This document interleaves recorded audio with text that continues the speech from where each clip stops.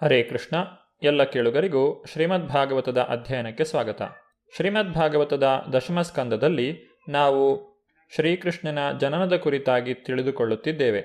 ದೇವಕಿ ಮತ್ತು ವಸುದೇವರ ಪ್ರಾರ್ಥನೆಯನ್ನು ಕೇಳಿಸಿಕೊಂಡಂತಹ ಶ್ರೀಕೃಷ್ಣನು ದೇವಕಿ ಮತ್ತು ವಸುದೇವರ ಹಿಂದಿನ ಜನ್ಮದ ಕಥೆಯನ್ನು ತಿಳಿಸಿದನು. ಸ್ವಯಂಭುವ ಮನುವಿನ ಕಾಲದಲ್ಲಿ ವಸುದೇವ ಮತ್ತು ದೇವಕಿಯು ಸುತಪ ಮತ್ತು ಪೃಷ್ಣಿ ಎಂಬ ಹೆಸರಿನಿಂದ ಪ್ರಸಿದ್ಧರಾಗಿದ್ದರು. ಅವರಿಬ್ಬರು ಭಗವಂತನ ಕುರಿತಾಗಿ ಬಹಳ ಕಠಿಣವಾದಂತಹ ತಪಸ್ಸನ್ನು ಮಾಡಿದರು. ಮಳೆಗಾಲ, ಪ್ರಚಂಡ ಮಾರುತದ ದಾಳಿ, ಉರಿಯುವ ಬಿಸಿಲು ಎಲ್ಲವನ್ನೂ ಅವರು ಸಹಿಸಿದರು.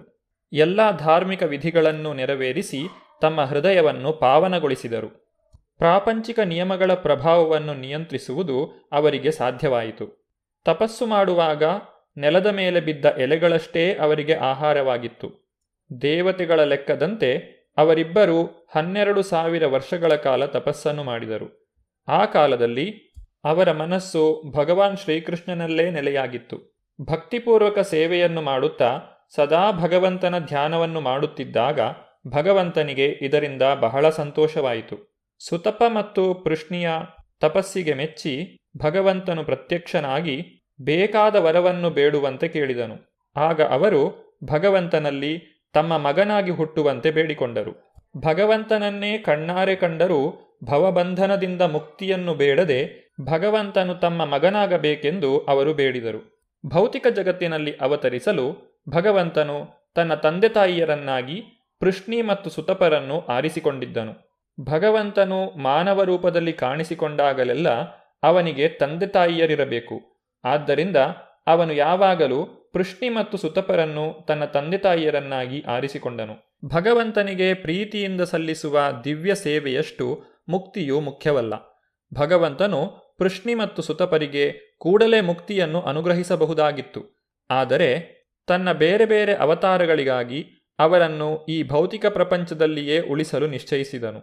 ತಾವು ಭಗವಂತನ ತಾಯಿ ತಂದೆಯರಾಗುವ ವರವನ್ನು ಪಡೆದು ಪೃಷ್ಣಿ ಮತ್ತು ಸುತಪರು ತಪಸ್ಸಿನಿಂದ ಹಿಂದಿರುಗಿದರು. ಭಗವಾನ್ ಶ್ರೀಕೃಷ್ಣನು ತನ್ನ ಮಾತನ್ನು ಮುಂದುವರಿಸಿದನು. ಆಗ ನನ್ನ ಹೆಸರು ಪೃಷ್ಣಿಗರ್ಭ. ಅನಂತರದ ಕಲ್ಪದಲ್ಲಿಯೂ ನೀವು ಅದಿತಿ ಮತ್ತು ಕಶ್ಯಪರಾಗಿ ಹುಟ್ಟಿದಿರಿ. ನಾನು ಉಪೇಂದ್ರನೆಂಬ ಹೆಸರಿನ ಮಗನಾಗಿ ಹುಟ್ಟಿದೆ. ಆಗ ನಾನು ಬಹಳ ಕುಳ್ಳಗಿದ್ದೆ. ಆದ್ದರಿಂದ ನನಗೆ ವಾಮನ ಎಂದು ಹೆಸರಾಯಿತು. 3 ಬಾರಿ ನಿಮ್ಮ ಮಗನಾಗಿ ಹುಟ್ಟುವೆನೆಂದು ನಾನು ನಿಮಗೆ ವಚನವಿತ್ತಿದ್ದೆ. ಮೊದಲ ಬಾರಿ ಪೃಷ್ಣಿ ಮತ್ತು ಸುತಪರ ಮಗ ಪೃಷ್ಣಿಗರ್ಭನಾಗಿ ಹುಟ್ಟಿದೆ. 2ನೆಯ ಬಾರಿ ಅದಿತಿ ಮತ್ತು ಕಶ್ಯಪರ ಮಗನಾಗಿ ಉಪೇಂದ್ರನಾಗಿ ಹುಟ್ಟಿದೆ. ಈಗ 3ನೆಯ ಬಾರಿ ನಾನು ದೇವಕಿ ಮತ್ತು ವಸುದೇವರ ಮಗನಾಗಿ ಶ್ರೀಕೃಷ್ಣನಾಗಿ ಹುಟ್ಟಿದ್ದೇನೆ. ಜನ್ಮ ತಾಳಿದ ದೇವೋತ್ತಮ ಪರಮಪುರುಷನೇ ನಾನು ಎಂದು ನಿಮಗೆ ಮನದಟ್ಟಾಗುವಂತೆ ನಾನು ಈ ವಿಷ್ಣು ರೂಪದಲ್ಲಿ ಜನಿಸಿದೆ. ನಾನು ಸಾಮಾನ್ಯ ಮಗುವಿನ ರೂಪದಲ್ಲಿಯೇ ಜನಿಸಬಹುದಾಗಿತ್ತು.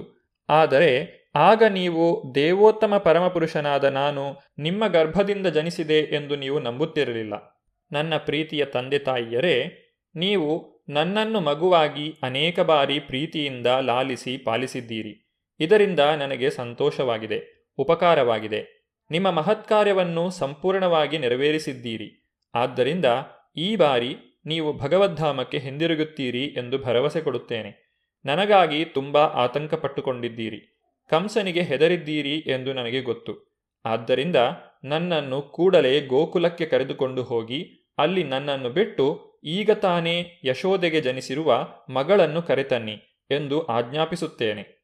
ತನ್ನ ತಂದೆ ತಾಯಿಯರ ಮುಂದೆ ಹೀಗೆ ಹೇಳಿ ಭಗವಾನ್ ಶ್ರೀಕೃಷ್ಣನು ಸಾಮಾನ್ಯ ಶಿಶುವಿನ ರೂಪವನ್ನು ತಾಳಿ ಸುಮ್ಮನಾದನು. ದೇವೋತ್ತಮ ಪರಮಪುರುಷನು ಅಪ್ಪಣೆ ಮಾಡಿದ್ದರಿಂದ ವಸುದೇವನು ಮಗು ಹುಟ್ಟಿದ ಕೊಠಡಿಯಿಂದ ಮಗುವನ್ನು ಕರೆದೊಯ್ಯಲು ಪ್ರಯತ್ನಿಸಿದ. ಅದೇ ಕ್ಷಣದಲ್ಲಿ ನಂದ ಮತ್ತು ಯಶೋದೆಗೆ ಒಂದು ಹೆಣ್ಣು ಮಗುವಾಯಿತು.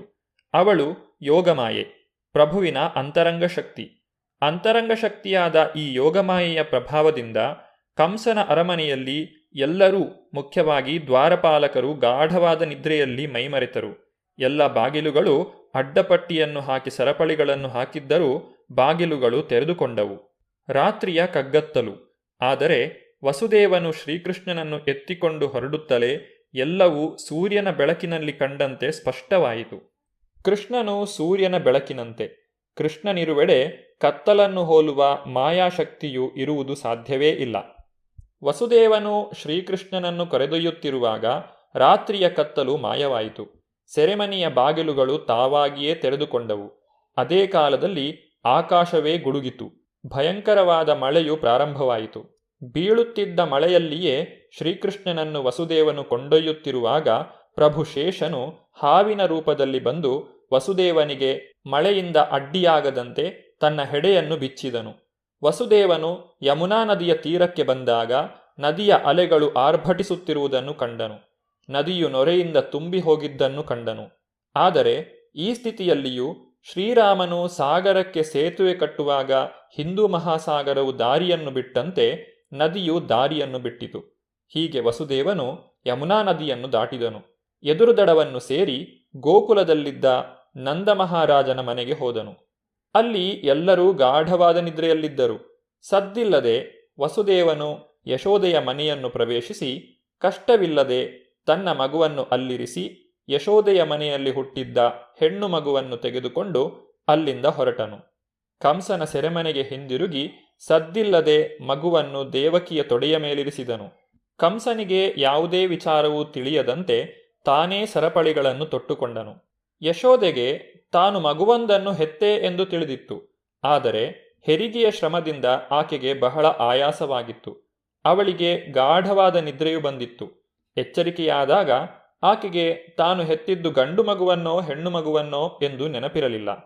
ವಸುದೇವನು ಎಲ್ಲ ಬಾಗಿಲುಗಳನ್ನು ಭದ್ರಪಡಿಸಿದ ನಂತರ ದ್ವಾರಪಾಲಕರು ಎಚ್ಚೆತ್ತರು.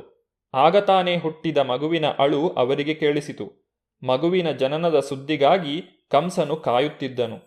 ದ್ವಾರಪಾಲಕರು ಕೂಡಲೇ ಹೋಗಿ ಮಗುವಿನ ಜನನವಾಯಿತು ಎಂದು ಹೇಳಿದರು. ಕಂಸನು ಕೂಡಲೇ ಹಾಸಿಗೆಯಿಂದ ಎದ್ದು ತನ್ನ ಬಾಳಿನ ಕ್ರೂರ ಸಾವು ಈಗ ಹುಟ್ಟಿದೆ ಎಂದು ಉದ್ಗರಿಸಿದ. ಅವನ ಸಾವು ಸಮೀಪವಾಗುತ್ತಿದ್ದುದರಿಂದ ಕಂಸನ ಮನಸ್ಸು ಗೊಂದಲವಾಯಿತು. ಅವನ ಕೂದಲು ನಿಮಿರಿ ನಿಂತಿತು.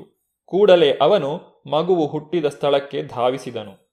ಕಂಸನು ಬರುತ್ತಿರುವುದನ್ನು ಕಂಡು ದೇವಕಿಯು ಬಹಳ ದೈನ್ಯದಿಂದ ಕಂಸನನ್ನು ಈ ರೀತಿಯಾಗಿ ಬೇಡಿಕೊಂಡಳು. ಪ್ರೀತಿಯ ಅಣ್ಣ, ದಯವಿಟ್ಟು ಈ ಹೆಣ್ಣು ಮಗುವನ್ನು ಕೊಲ್ಲಬೇಡ. ಅವಳು ನಿನ್ನ ಮಗನ ಹೆಂಡತಿಯಾಗುತ್ತಾಳೆ ಎಂದು ಭಾಷೆ ಕೊಡುತ್ತೇನೆ. ಆದ್ದರಿಂದ ಅವಳನ್ನು ಕೊಲ್ಲಬೇಡ. ಯಾವ ಹೆಣ್ಣು ಮಗುವು ನಿನ್ನನ್ನು ಕೊಲ್ಲಬೇಕೆಂದು ವಿಧಿಸಿಲ್ಲ. ಶಕುನವು ತಿಳಿಸಿದ್ದು ಇದನ್ನೇ. ನಿನ್ನನ್ನು ಕೊಲ್ಲುವುದು ಒಂದು ಗಂಡು ಮಗು. ಆದ್ದರಿಂದ ದಯವಿಟ್ಟು ಅವಳನ್ನು ಕೊಲ್ಲಬೇಡ. ಸೂರ್ಯನಂತೆ ಹೊಳೆಯುತ್ತಿದ್ದ ನನ್ನ ಅನೇಕ ಮಕ್ಕಳನ್ನು ಕೊಂದಿದ್ದೀಯೆ. ಈಗ ಈ ಹೆಣ್ಣು ಮಗುವನ್ನು ಕ್ಷಮಿಸಬೇಕೆಂದು ನಾನು ಬೇಡುತ್ತೇನೆ. ನನ್ನ ಮಗಳಾಗಿ ಅವಳು ಬದುಕಿಕೊಂಡಿರಲಿ. ಕಂಸನು ಎಷ್ಟು ಕ್ರೂರಿಯಾಗಿದ್ದನೆಂದರೆ ತನ್ನ ತಂಗಿ ದೇವಕಿಯು ಅಷ್ಟೊಂದು ಪ್ರಾರ್ಥಿಸಿಕೊಂಡರೂ ಅದಕ್ಕೆ ಕಿವಿಗೊಡಲಿಲ್ಲ. ಅವಳನ್ನು ಗದರಿಸಿ ಆಗ ತಾನೇ ಹುಟ್ಟಿದ ಮಗುವನ್ನು ಬಲಾತ್ಕಾರವಾಗಿ ಅವಳಿಂದ ಕಸಿದುಕೊಂಡು ನಿರ್ದಯವಾಗಿ ಅದನ್ನು ಕಲ್ಲಿನ ಮೇಲೆ ಅಪ್ಪಳಿಸಲು ಪ್ರಯತ್ನಿಸಿದ. ತನ್ನ ಸ್ವಂತ ತೃಪ್ತಿಗಾಗಿ ಎಲ್ಲ ಬಾಂಧವ್ಯಗಳನ್ನು ಬಲಿಕೊಡಬಲ್ಲಂತಹ ಕ್ರೂರಿ ರಾಕ್ಷಸನ ಸ್ಪಷ್ಟ ಉದಾಹರಣೆ ಇದು. ಆದರೆ ಕೂಡಲೇ ಮಗುವು ಅವನ ಕೈಯಿಂದ ಜಾರಿತು. ಆಕಾಶಕ್ಕೆ ಹೋಗಿ 8 ಕೈಗಳೊಡನೆ ವಿಷ್ಣುವಿನ ತಂಗಿಯಾಗಿ ಕಾಣಿಸಿಕೊಂಡಳು. ಸೊಗಸಾದ ಉಡುಪು, ಪುಷ್ಪಮಾಲೆಗಳು ಮತ್ತು ಆಭರಣಗಳಿಂದ ಅವಳು ಅಲಂಕೃತಳಾಗಿದ್ದಳು. ತನ್ನ ಕೈಗಳಲ್ಲಿ ಬಿಲ್ಲು, ಈಟಿ, ಬಾಣಗಳು, ಗಂಟೆ, ಶಂಖ, ಚಕ್ರ, ಗದೆ ಮತ್ತು ಗುರಾಣಿಗಳನ್ನು ಹಿಡಿದಿದ್ದಳು. ವಾಸ್ತವವಾಗಿ ದುರ್ಗಾದೇವಿಯೇ ಆಗಿದ್ದ ಆ ಮಗುವು ಪ್ರತ್ಯಕ್ಷವಾದದ್ದನ್ನು ಕಂಡು ಸಿದ್ಧಲೋಕ, ಚಾರಣಲೋಕ, ಗಂಧರ್ವಲೋಕ, ಅಪ್ಸರಲೋಕ, ಕಿನ್ನರಲೋಕ ಮತ್ತು ಉರಗಲೋಕಗಳಂತೆ ವಿವಿಧ ಲೋಕಗಳಲ್ಲಿರುವ ದೇವತೆಗಳು ಅವಳಿಗೆ ಕಾಣಿಕೆಗಳನ್ನು ಕೊಟ್ಟು ಪ್ರಾರ್ಥನೆ ಮಾಡಲು ಪ್ರಾರಂಭಿಸಿದರು. ಆಗ ದೇವಿಯು ಕಂಸನಿಗೆ ಈ ರೀತಿ ನುಡಿದಳು: ನೀಚನೇ, ನೀನು ಹೇಗೆ ನನ್ನನ್ನು ಕೊಲ್ಲಬಲ್ಲೆ? ನಿನ್ನನ್ನು ಕೊಲ್ಲುವ ಮಗುವು ನನಗೆ ಮೊದಲೇ ಹುಟ್ಟಿ ಎಲ್ಲೋ ಬೆಳೆಯುತ್ತಿದ್ದಾನೆ. ಬಡಪಾಯಿ, ನಿನ್ನ ತಂಗಿಯ ವಿಷಯದಲ್ಲಿ ಕ್ರೂರಿಯಾಗಬೇಡ. ಈ ಮಾತುಗಳನ್ನು ಕೇಳಿ ಕಂಸನು ಭಯದಿಂದ ತತ್ತರಿಸಿ ಹೋದನು. ಮನಸ್ಸು ಕರಗಿ ಕೂಡಲೇ ವಸುದೇವ ಮತ್ತು ದೇವಕಿಯರನ್ನು ಸರಪಳಿಗಳಿಂದ ಬಿಡುಗಡೆ ಮಾಡಿ ಬಹು ಸೌಜನ್ಯದಿಂದ ಅವರನ್ನು ಮಾತನಾಡಿಸಲು ಪ್ರಾರಂಭಿಸಿದ. ನನ್ನ ಪ್ರೀತಿಯ ತಂಗಿ ಮತ್ತು ಭಾವನವರೇ, ನನ್ನ ಸೋದರಳಿಯಂದಿರನ್ನೇ ಕೊಂದು ನಾನು ರಾಕ್ಷಸನಂತೆ ವರ್ತಿಸಿದ್ದೇನೆ.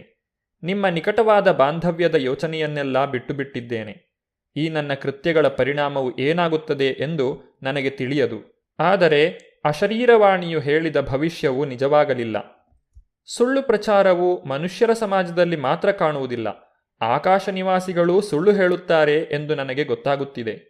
ಆಕಾಶ ನಿವಾಸಿಗಳ ಮಾತುಗಳನ್ನು ಕೇಳಿ ನನ್ನ ತಂಗಿಯ ಇಷ್ಟು ಮಂದಿ ಮಕ್ಕಳನ್ನು ಕೊಂದು ನಾನು ಪಾಪ ಮಾಡಿದ್ದೇನೆ. ವಸುದೇವ ದೇವಕಿಯರಲ್ಲಿ ಕಂಸನು ನುಡಿದ ಮಾತುಗಳ ಮುಂದಿನ ಭಾಗವನ್ನು ನಾವು ಮುಂದಿನ ಸಂಚಿಕೆಯಲ್ಲಿ ನೋಡೋಣ.